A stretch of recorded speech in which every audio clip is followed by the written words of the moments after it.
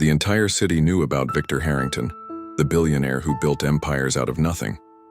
But when news spread that he had fallen gravely ill, panic shook not just his businesses but the world around him. Doctors flew in from every corner of the globe. 20 of the best minds in medicine crowded his mansion, each trying to solve the puzzle of his mysterious condition. Yet after weeks of tests, scans, and endless treatments, nothing worked. His health only declined. Victor lay weak on his hospital bed, surrounded by machines that beeped steadily, mocking the helplessness of modern science. His board members whispered about succession. His staff prayed quietly in the halls, and his family, though present, seemed more focused on the empire he might leave behind than the man himself. That's when fate intervened. In the midst of all the chaos, the mansion's doors opened for someone unexpected. A waitress's daughter, Amelia, a quiet, sharp-eyed little girl, walked in timidly, holding her mother's hand. Her mother had been hired to serve meals to the medical team working around the clock. No one noticed Amelia, small and unimportant in the crowd of suits and white coats. But Amelia noticed everything. She saw the frustration in the doctors' faces as they argued over charts. She saw Victor's pained eyes when no one paid attention to his whispers, and most of all, she noticed a small, almost invisible detail in the way his body reacted every time food was brought near. A detail so simple, so ordinary, that 20 doctors had overlooked it completely. Amelia tilted her head, studying Victor. She didn't understand all the machines or medical terms, but in her innocent voice she whispered to her mother, "Mama, they're missing something." Her words were soft, almost lost in the noise. But they would soon change everything. The doctors stood around Victor's bed, their voices rising in frustration. Charts were scattered across the table. Monitors beeped endlessly. And yet there was no progress. "His vitals don't add up," one doctor snapped. "It's not cardiac, it's not neurological. What are we missing?" Another argued. Victor closed his eyes, exhausted from being treated like a puzzle rather than a person. Meanwhile, Amelia sat quietly in the corner, her little hands folded on her lap. She wasn't supposed to be there. Her mother had begged her to sit still while she served tea to the medical team. But Amelia's curious eyes kept wandering back to the old man on the bed. She noticed something odd. Every time the doctors tried to feed him broth or bring medicine mixed with juice, Victor's lips tightened. His body shuddered, almost as if rejecting it instinctively. "Why don't they see that?" she whispered under her breath. Her mother hushed her quickly. "Amelia, quiet. These are important people." But Amelia's gaze didn't move away. She had a gift, an unusual way of noticing details others overlooked. It wasn't intelligence in the way adults measured it, but an instinct born of paying attention to the smallest things.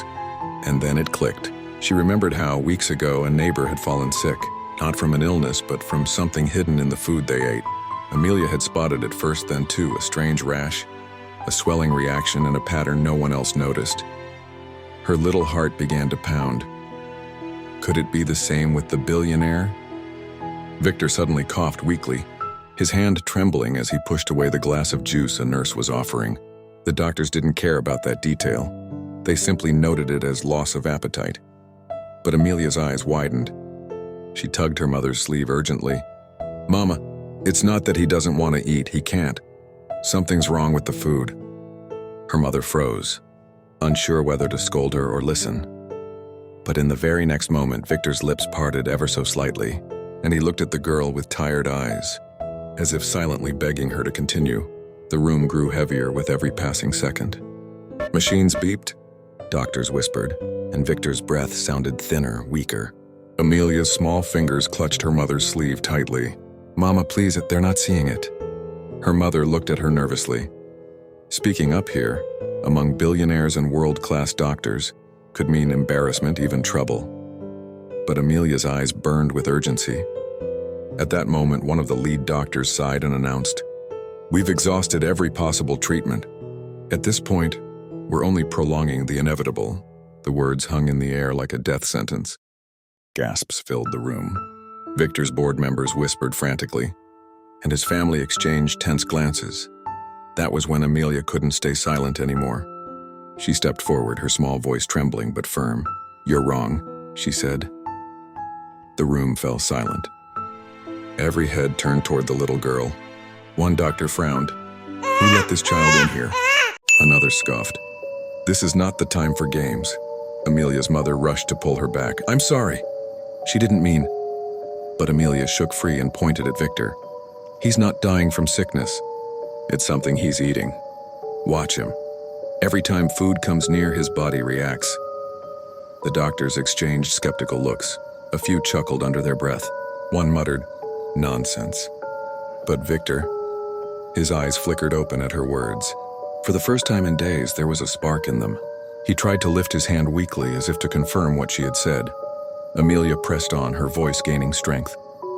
It's not the illness you think. You're giving him the wrong things. You're poisoning him without knowing. Her words landed like a thunderclap. A hush swept through the room. Some doctors looked offended. Others thoughtful. And then in a fragile, raspy whisper, Victor finally spoke. His first real words in days. She's right. The billionaire's weak voice silenced every doubt. The billionaire's whisper, she's right, shocked the entire room. The doctors froze.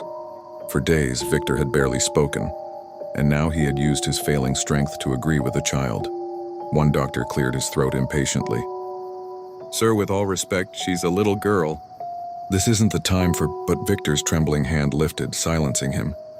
His eyes moved slowly toward Amelia. Explain, child, he whispered. Amelia stepped closer to his bed. Her voice trembled at first, but grew steadier with each word. Every time you drink the juice or eat the broth, you react. Your lips shake, your body tenses, you even cough. It's not loss of appetite, it's your body rejecting it. The doctors exchanged skeptical looks. That could be coincidence, one muttered. She's imagining things, another said. But Amelia didn't back down. No, I've seen this before. My neighbor got sick from food once. Everyone thought it was a disease, but it was an allergy, something small, hidden, that doctors missed. Just like now, a silence followed. Her words hung in the air, simple yet undeniable. One younger doctor hesitated, frowning at the chart. Actually, her observation might have merit. We've been giving him supplements and fruit juice. If there's an allergy or intolerance, the lead doctor cut him off sharply. We don't take advice from children. But Victor's voice rasped again. Test it, now. It was a command, not a request. The room erupted into motion. A nurse quickly prepared a small sample test. A drop of the juice was placed near Victor's lips. The moment it touched, his skin flushed and his throat constricted. The monitor beeped violently. Gasps filled the room. Stop, take it away, the younger doctor shouted. The truth was undeniable. The billionaire wasn't dying from an unknown disease. He was being slowly poisoned by the very treatments they gave him. And the only one who had seen it was a poor girl no one had listened to. The room erupted like a storm. How could we miss this? One doctor shouted, pacing in disbelief. This doesn't make sense. Our tests never showed. Another stammered. It does make sense, the younger doctor argued. We didn't test for intolerances properly. We assumed it was systemic illness. We were wrong. The lead doctor's face flushed red with anger. Wrong? Are you suggesting 20 of the finest physicians in the world missed something a child pointed out? Yes, Amelia said quietly, her voice cutting through the noise. The words silenced the room. All eyes turned to the girl again. Her mother trembled beside her, terrified of the consequences, but Amelia stood tall for the first time. Victor coughed weakly, his voice a broken whisper. Listen to her. His authority was absolute. Even on his deathbed, his word carried weight heavier than any medical title. The younger doctor moved quickly. We need to run a full panel of allergy and intolerance tests. Immediately. No more treatments until we're certain what's causing his reaction. The lead doctor bristled. This is absurd. We don't base medical decisions on childish guesses. But another specialist spoke up hesitantly. She might be onto something. We've been looking at his condition like it's a disease. But if it's environmental or dietary, then we've been treating the wrong problem entirely. A nurse nodded. She noticed it before any of us did. I watched his body tense the moment the juice touched his lips. That wasn't coincidence. The tide of the room shifted. Victor's eyes, though heavy with exhaustion, glimmered with something rare, hope. He looked at Amelia again, his voice barely audible. What's your name, child? Amelia, she whispered. Amelia. He repeated softly as though engraving it into memory. Remember that name, she saved me. The declaration hit the doctors like a hammer. For the first time, the poor girl wasn't invisible. She was the only one who mattered. But Amelia wasn't finished. She took a deep breath and added, "If you don't stop giving him those drinks, you're killing him faster. Test everything. Now." Her voice was steady, firm, unshakable.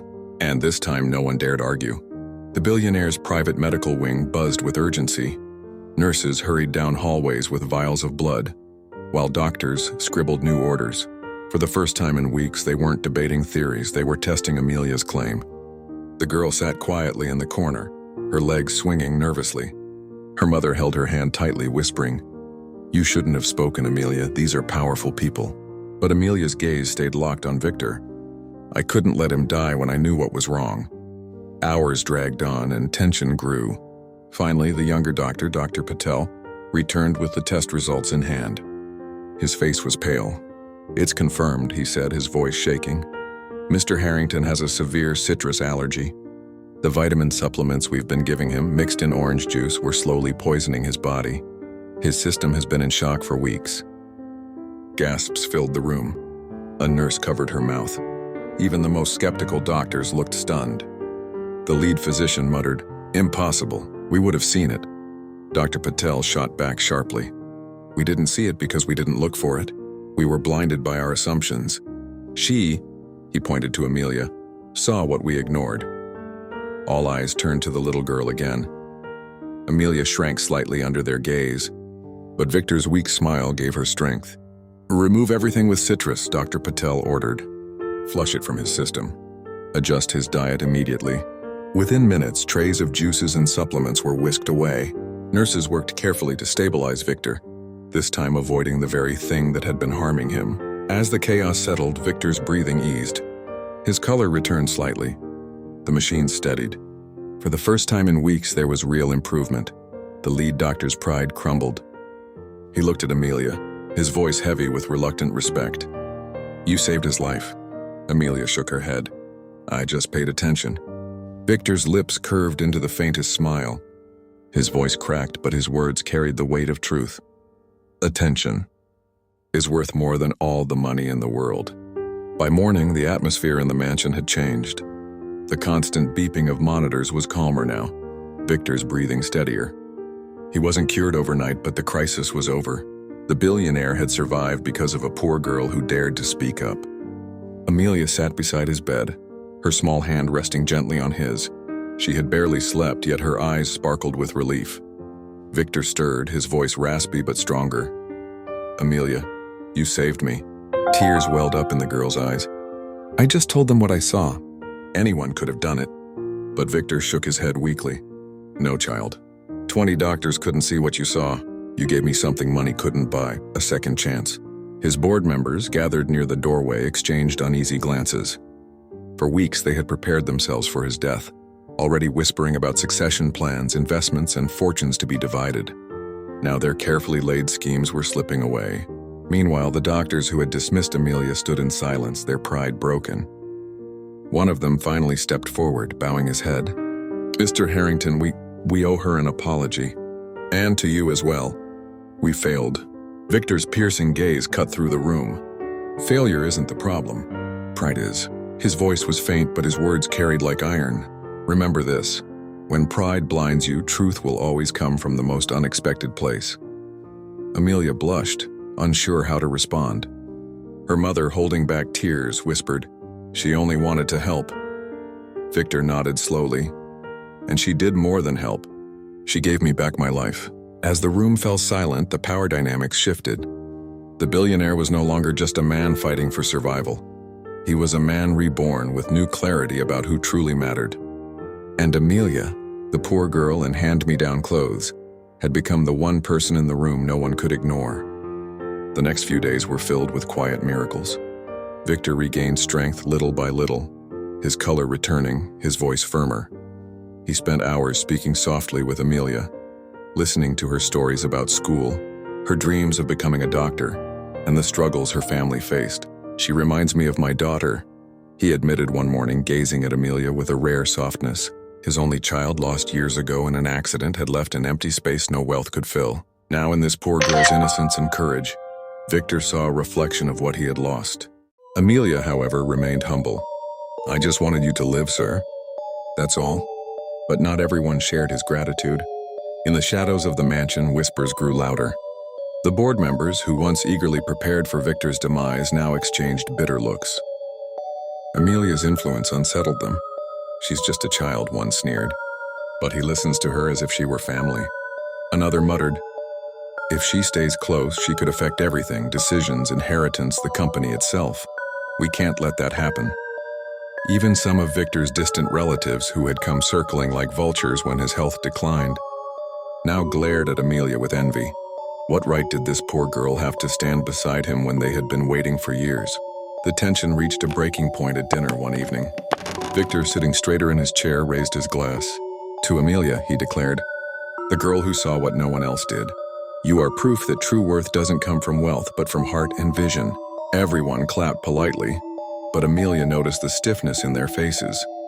Their smiles didn't reach their eyes. As the girl lowered her gaze, she whispered to her mother, "They don't like me here, do they?" Her mother squeezed her hand, whispering back, "Truth always makes enemies, my love. But don't be afraid, because it also makes allies." Victor overheard. His jaw tightened. He knew exactly what those whispers meant, and for the first time in years, he realized the greatest threat to his life wasn't illness anymore. It was the greed surrounding him. The morning after Victor's toast, the atmosphere in the mansion shifted. Servants whispered nervously. Board members moved with forced politeness, and Amelia could feel eyes following her every step. At breakfast, one of Victor's closest advisors cleared his throat. "Sir, with all respect," he began carefully, "the company is too delicate right now to place trust in outsiders.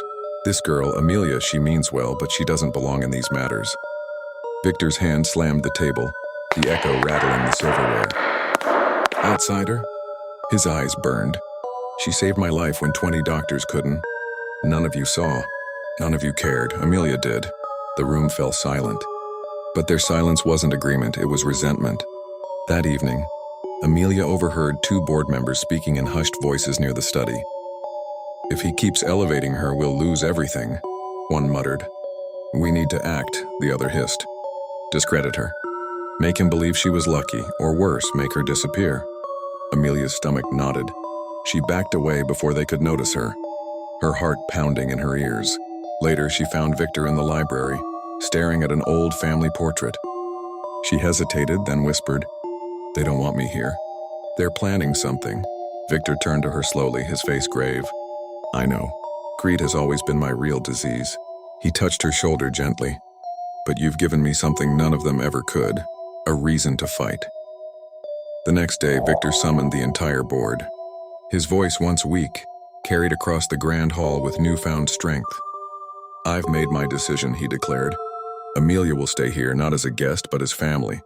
She will learn with me, beside me, and one day, she may inherit more than you ever dreamed." Gasps filled the room.